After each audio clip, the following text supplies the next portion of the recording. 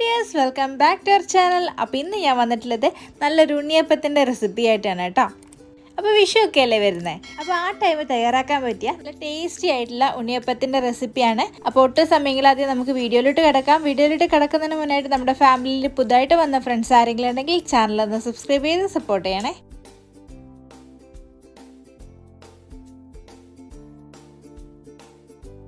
ഉണ്ണിയപ്പം ഉണ്ടാക്കാനായിട്ട് ആദ്യം നമുക്ക് പച്ചരി കുതിർത്ത് വെക്കണം. അതിനായിട്ട് ഞാൻ 2 കപ്പ് പച്ചരി എടുത്തിട്ടുണ്ട്. 250 ml 2 കപ്പാണ് കേട്ടോ എടുത്തേക്കുന്നത്. ഇനി ഇത് നന്നായിട്ട് വാഷ് ചെയ്തതിന് ശേഷം കുതിർക്കാനായിട്ട് വെക്കാം. മിനിമം ഒരു 4 മണിക്കൂറെങ്കിലും കുതിർക്കാനായിട്ട് വെക്കണം. ഇപ്പം ഞാനിവിടെ ഓവർനൈറ്റാണ് കുതിർക്കാനായിട്ട് വെക്കുന്നത്. ഇതിപ്പോൾ ഏകദേശം വൈകുന്നേരമൊക്കെയാണ് അപ്പം ചുടുന്നതെങ്കിൽ ഈ ഒരു ടൈമാകുമ്പോൾ കുതിർത്ത് വെച്ചാൽ മതി. തലേ ദിവസം രാത്രി കുതിർത്ത് വെക്കുക, രാവിലെ നമുക്ക് മാവ് അരക്കാം. ആ ഒരു രീതിയിൽ തയ്യാറാക്കിയാൽ മതി. ഇതിപ്പോൾ ഞാൻ കുതിർക്കാനായിട്ട് വെച്ചിട്ടുണ്ട്. ഇനി നമുക്ക് രാവിലെ ഇതിനുള്ള മാവ് തയ്യാറാക്കാം. ഇതിപ്പോൾ രാവിലെയാണ് കേട്ടോ ഞാൻ ഈ വീഡിയോ എടുക്കുന്നത്. നമ്മുടെ പച്ചരിയൊക്കെ നന്നായിട്ട് കുതിർന്ന് വന്നിട്ടുണ്ട്. ഇനി നമുക്ക് അരച്ചെടുക്കണം. അതിനായിട്ട് ശർക്കര പാനി തയ്യാറാക്കണം. അതിനുവേണ്ടി ഞാനൊരു പാത്രം അടുപ്പിലോട്ട് വെച്ചിട്ടുണ്ട്. ഇനി ഇതിലോട്ട് നമുക്ക് ഒരു 450 ഗ്രാമോളം ശർക്കര ചേർത്ത് കൊടുക്കാം. ഉണ്ണിയപ്പത്തിനൊക്കെ ആയിട്ട് നല്ല നിറം കിട്ടാനായിട്ട് ഇതുപോലെ കറുത്ത ശർക്കര ഉണ്ടെങ്കിൽ അതാണ് കേട്ടോ നല്ലത്. ഇനി ഇതിലോട്ട് നമുക്ക് കുറച്ച് വെള്ളം ഒഴിച്ചു കൊടുക്കാം. കുറച്ച് മാത്രം വെള്ളം ഒഴിച്ചു കൊടുത്താൽ മതി, അധികം ലൂസാക്കേണ്ട. ഈ ഒരു ശർക്കര പാനി വെച്ചിട്ടാണ് നമ്മുടെ പച്ചരി അരയ്ക്കാൻ പോകുന്നത്. അപ്പം അതുകൊണ്ട് തന്നെ ഓവറായി വെള്ളം ഒഴിച്ചിട്ട് പാനിയാക്കേണ്ട ആവശ്യമില്ല. അത്യാവശ്യം മാത്രം വെള്ളം ഒഴിച്ചാൽ മതി. അതൊന്ന് മെൽറ്റായി കിട്ടാൻ വേണ്ടി മാത്രം വെള്ളം ഒഴിച്ചാൽ മതി.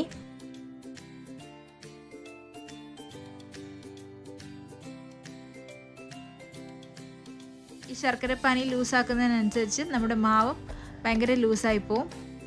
ഇപ്പം നമ്മുടെ ശർക്കരയെല്ലാം നന്നായിട്ട് മെൽറ്റായിട്ട് വന്നിട്ടുണ്ട്. ഈ ഒരു സ്റ്റേജിൽ വെച്ച് നമുക്ക് തീ ഓഫ് ചെയ്യാം. ഇനി ഇത് നമുക്ക് തണുക്കാനായിട്ട് വെക്കാം.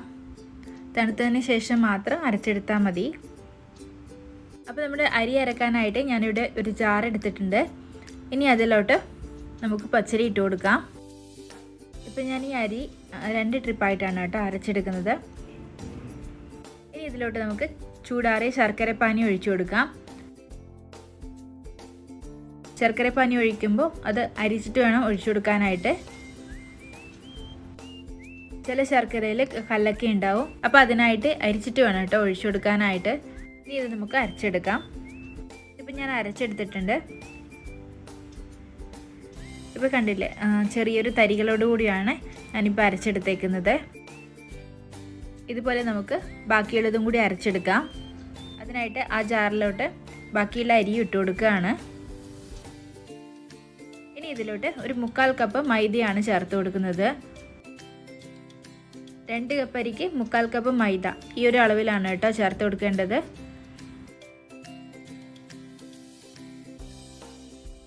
ഇനി അതിലോട്ട് ഞാൻ ഒരു 1/4 കപ്പോളം ചോറ് ചേർത്ത് കൊടുക്കുകയാണ്. ഇനി ഇതൊക്കെ അരയാനായിട്ട് ആദ്യം ഒഴിച്ചതുപോലെ തന്നെ ശർക്കര പാനിയാണ് ചേർത്ത് കൊടുക്കുന്നത്.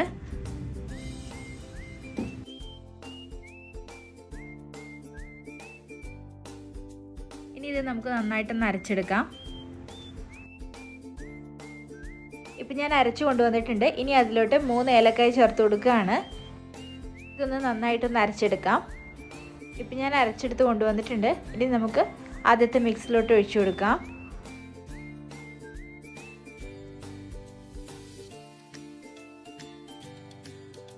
ഇനി ഇത് നന്നായിട്ടൊന്ന് മിക്സ് ചെയ്തെടുക്കാം. നന്നായിട്ടൊന്ന് മിക്സ് ചെയ്ത് കൊടുക്കണം.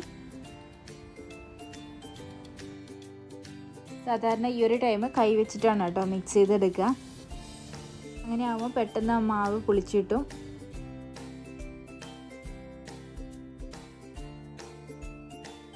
ഈ ഒരു പാകത്തിനായിരിക്കണം നമ്മുടെ മാവ് ഇരിക്കേണ്ടത്. ഒത്തിരി അങ്ങോട്ട് ലൂസ് ആവാനും പാടില്ല, ഒത്തിരി അങ്ങോട്ട് ടൈറ്റ് ആവാനും പാടില്ല. നമ്മുടെ ദോശമാവൊക്കെ ഉണ്ടല്ലോ, അതിനേക്കാളും കുറച്ചൊരു ടൈറ്റ്, അത്രേ പാടുള്ളൂ കേട്ടോ. ഇനി ഇതൊരു 6 മണിക്കൂറെങ്കിലും റെസ്റ്റ് ചെയ്യാനായിട്ട് വെക്കണം. നല്ല ചൂടുള്ള സ്ഥലങ്ങളിലാണെങ്കിൽ ഒരു 4-5 മണിക്കൂർ കൊണ്ടാവും കേട്ടോ. അപ്പോൾ ഇനി ഇത് നമുക്ക് അടച്ചു വെച്ച് ഒരു 6 മണിക്കൂർ റെസ്റ്റ് ചെയ്യാൻ വേണ്ടി വെക്കാം. അപ്പോൾ ഞാനിപ്പോൾ റെസ്റ്റ് ചെയ്യാൻ വെച്ചിട്ട് ഒരു 6-7 മണിക്കൂർ കഴിഞ്ഞു. ഇപ്പോൾ നമ്മുടെ മാവൊക്കെ നന്നായിട്ട് പുളിച്ച് വന്നിട്ടുണ്ട്. ഇനി ഇതിലോട്ട് നമുക്ക് ബേക്കിംഗ് സോഡ ചേർത്ത് കൊടുക്കണം. അത് വളരെ കുറഞ്ഞ അളവിലാണ് കേട്ടോ ചേർത്ത് കൊടുക്കുന്നത്. ഒരു നുള്ളു മാത്രമേ ചേർത്ത് കൊടുക്കുന്നുള്ളൂ. ഇനി ഇത് നമ്മുടെ മാവിൻ്റെ എല്ലാ സൈഡും എത്തുന്ന രീതിയിൽ നന്നായിട്ടൊന്ന് ഇളക്കി കൊടുക്കാം. ബേക്കിംഗ് സോഡ ചേർത്തതിന് ശേഷം നന്നായിട്ടൊന്ന് ഇളക്കി കൊടുക്കണം കേട്ടോ. എന്നാൽ മാത്രമേ നമ്മുടെ നെയ്യപ്പം കറക്റ്റായിട്ട് കിട്ടത്തുള്ളൂ. ഇനി ഇതിലോട്ട് നമുക്ക് എള്ള് കൂടി ചേർത്ത് കൊടുക്കണം. ഞാനിവിടെ 1 ടേബിൾ സ്പൂണോളം എള്ള് ചേർത്തിട്ടുണ്ട്. ഈ എള്ള് ചേർക്കുന്നത് ഓരോരുത്തരുടെ ഇഷ്ടത്തിനനുസരിച്ച് ചേർത്ത് കൊടുക്കുക കേട്ടോ. ഇപ്പം ഞാനിവിടെ 1 ടേബിൾ സ്പൂൺ മാത്രമേ ചേർത്തുള്ളൂ കേട്ടോ. ഒത്തിരി അങ്ങോട്ട് എള്ള് ചേർക്കുന്നത് വലിയ ഇഷ്ടമല്ല. അപ്പം അതുകൊണ്ട് തന്നെ ഞാൻ 1 ടേബിൾ സ്പൂൺ മാത്രമേ ചേർത്ത് കൊടുത്തിട്ടുള്ളൂ. ഇനി നമുക്ക് ഇതിലോട്ട് വേണ്ട തേങ്ങാക്കൊത്ത് വറുത്തെടുക്കണം. അതിനായിട്ട് ഞാനൊരു 1/4 കപ്പോളം തേങ്ങ എടുത്തിട്ടുണ്ട് കേട്ടോ. തേങ്ങ ഒത്തിരി ഉണ്ടാകുമ്പോൾ നല്ല ടേസ്റ്റാണത് കഴിക്കാനായിട്ട്. ഇതിനും കാര്യമായിട്ട് അളവുകളൊന്നുമില്ല, നമ്മുടെ ഇഷ്ടത്തിനനുസരിച്ച് ചേർത്ത് കൊടുക്കാവുന്നതാണ്. ഇനി ഇത് നമുക്കൊന്ന് വറുത്തെടുക്കണം. അതിനായിട്ട് ഞാനൊരു ചട്ടി അടുപ്പിലോട്ട് വെച്ചിട്ടുണ്ട്. ആ ചട്ടി ഒന്ന് ചൂടാകുമ്പോഴേക്കും നമുക്കതിലോട്ട് നെയ്യ് ഒഴിച്ചു കൊടുക്കാം. ഈ ഒരു ടൈം നെയ്യ് തന്നെ ഒഴിച്ചു കൊടുക്കാൻ വേണ്ടി ശ്രദ്ധിക്കണം. ആ നെയ്യിൽ വറുത്തെടുക്കുമ്പോഴാണ് കേട്ടോ തേങ്ങയ്ക്ക് ഒത്തിരി ടേസ്റ്റ് ഉണ്ടാവുക. ആ നെയ്യൊക്കെ ഒന്ന് ചൂടായി വരട്ടെ. അപ്പോഴേക്കും നമുക്ക് അതിലോട്ട് തേങ്ങ ഇട്ട് കൊടുക്കാം.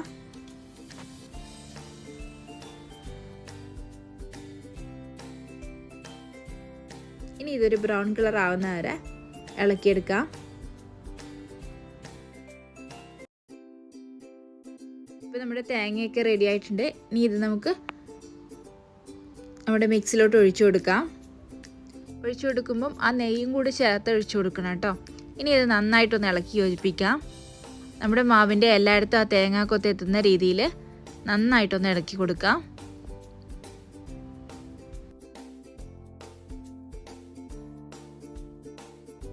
ഇതിൽ ആ ഒരു നെയ്യും കൂടി ചേർക്കുമ്പോഴാണ് നമ്മുടെ നെയ്യപ്പത്തിന് നല്ല ടേസ്റ്റ് ഉണ്ടാവുക. ഇനി ഇത് നമുക്കൊന്ന് ചുട്ടെടുക്കണം. അതിനായിട്ട് ഞാനൊരു നെയ്യപ്പച്ചട്ടി അടുപ്പിലോട്ട് വെച്ചിട്ടുണ്ട്. ഇതിപ്പോൾ ഞാനിവിടെ യൂസ് ചെയ്യുന്നത് നോൺ സ്റ്റിക്കിൻ്റെ ആണ്. അത് നന്നായിട്ടൊന്ന് ചൂടായി വരട്ടെ. ഇപ്പോൾ നമ്മുടെ ചട്ടിയൊക്കെ നന്നായിട്ട് ചൂടായി വന്നിട്ടുണ്ട്. ഇനി ഇതിലോട്ടേക്ക് നമുക്ക് ഓയിൽ ഒഴിച്ചു കൊടുക്കാം. ഇപ്പം ഞാൻ ഒഴിച്ചു കൊടുക്കുന്നത് സൺഫ്ലവർ ഓയിലാണ്. ഈ ഒരു ടൈം വെളിച്ചെണ്ണയിൽ വേണമെങ്കിൽ ചുട്ടെടുക്കാം. വെളിച്ചെണ്ണയിൽ ചുട്ടെടുക്കുമ്പോൾ ഒത്തിരി നാളെ നിൽക്കത്തില്ല കേട്ടോ. ഒരു 2-3 ദിവസമൊക്കെ നിൽക്കത്തുള്ളൂ. അതുപോലെ തന്നെ ഈ ഒരു ടൈം പശുവിൻ നെയ്യും ചേർത്ത് കൊടുക്കാം. ഓയിൽ ഒട്ടും ചേർക്കാതെ നെയ്യിൽ മാത്രമായിട്ടും ചുട്ടെടുക്കുക കേട്ടോ. അതിനാണ് ഭയങ്കര ടേസ്റ്റ്. ഇപ്പം നമ്മുടെ എണ്ണയൊക്കെ നന്നായിട്ട് ചൂടായി വന്നിട്ടുണ്ട്. ഇനി ഇതിലോട്ട് നമുക്ക് മാവ് ഒഴിച്ചു കൊടുക്കാം. മാവ് ഒഴിച്ചു കൊടുക്കുമ്പം തവി യൂസ് ചെയ്യാതെ ഇതുപോലുള്ള ഗ്ലാസ്സോ മറ്റോ യൂസ് ചെയ്യുകയാണെങ്കിൽ വളരെ എളുപ്പത്തിൽ നമുക്ക് ഇതിലോട്ട് ഒഴിച്ചു കൊടുക്കാനായിട്ട് പറ്റും കേട്ടോ. ഇതുപോലെ ഉണ്ണിയപ്പക്കുഴിയുടെ 3/4 ഭാഗത്തോളം വരുന്ന രീതിയിൽ ഒഴിച്ചു കൊടുക്കുക കേട്ടോ. അതുപോലെ തന്നെ നമ്മൾ ഓയിൽ ഒഴിച്ചു കൊടുക്കുമ്പോൾ അതിൻ്റെ കുഴി നിറയുന്ന രീതിയിൽ മാത്രം ഒഴിച്ചു കൊടുത്താൽ മതി. അങ്ങനെയാകുമ്പോൾ നമ്മുടെ മാവ് ഒഴിക്കുന്ന ടൈം ഈ എണ്ണ പാത്രത്തിൽ നിന്നും പുറത്തേക്ക് പോകില്ല കേട്ടോ. കറക്റ്റായിട്ട് നിന്നോളൂ. ഇപ്പം ഞാൻ എല്ലാ മാവ് ഒഴിച്ചു കൊടുത്തിട്ടുണ്ട്. ഇനി ഇതൊരു 2 മിനിറ്റ് വെയിറ്റ് ചെയ്യുമ്പോൾ നമ്മുടെ അപ്പമൊക്കെ കുഴിയിൽ നിന്നും പൊങ്ങി വരും. ആ ഒരു ടൈം നമുക്ക് തിരിച്ചിട്ട് കൊടുക്കാം.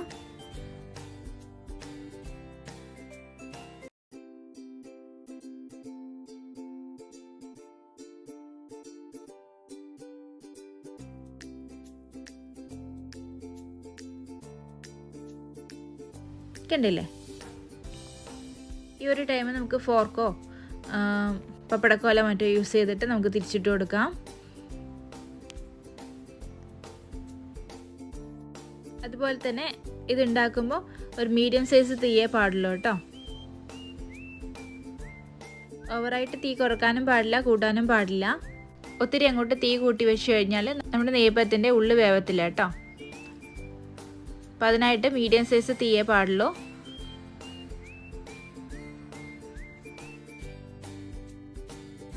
ഇപ്പം ഞാൻ എല്ലാം ഒന്ന് തിരിച്ചിട്ട് കൊടുത്തിട്ടുണ്ട്. ഇപ്പം നമ്മുടെ ഉണ്ണിയപ്പമൊക്കെ റെഡി ആയിട്ടുണ്ട്. ഇനി നമുക്കിത് എണ്ണയിൽ നിന്ന് കോരി മാറ്റാം. അപ്പോൾ ഇതുപോലെ തയ്യാറാക്കുകയാണെങ്കിൽ ഒട്ടും എണ്ണ കുടിക്കാത്ത നല്ല ഉണ്ണിയപ്പം ഉണ്ടാക്കിയെടുക്കാൻ പറ്റും. മാവ് അരയ്ക്കുമ്പോൾ ഇച്ചിരി തരിയോട് കൂടി അരച്ചെടുത്താൽ മാത്രം മതി. അപ്പോൾ പഴമൊന്നും ചേർക്കാത്തത് കൊണ്ട് തന്നെ ഇത് 2 ആഴ്ച ഒരു കേടും കൂടാതെ ഇരിക്കും. അപ്പോൾ ഇന്നത്തെ വീഡിയോ ഇത്രയേ ഉള്ളൂ. വീഡിയോ ഇഷ്ടപ്പെട്ടാൽ ലൈക്ക് ചെയ്യാനും നിങ്ങളുടെ ഫാമിലീസിനും ഫ്രണ്ട്സിനും ഒന്ന് ഷെയർ ചെയ്യാനും മറക്കണ്ട. അപ്പോൾ ഇനിയും നല്ല നല്ല വീഡിയോസുമായിട്ട് ഞാൻ നിങ്ങളുടെ മുന്നിൽ എത്തുന്നതായിരിക്കും. Till then take care. By.